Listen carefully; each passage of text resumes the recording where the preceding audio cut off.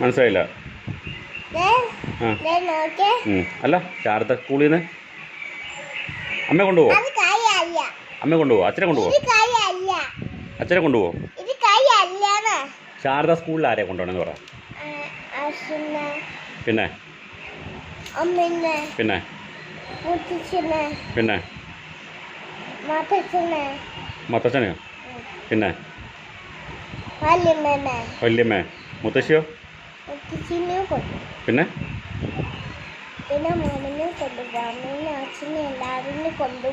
മമ്മ അച്ഛനെയോ?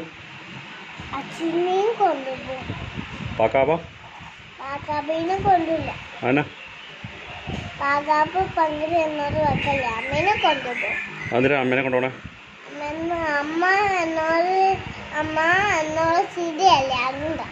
എന്നിട്ട് പാക്കാവ് കുടിക്കും അവിടുന്ന്?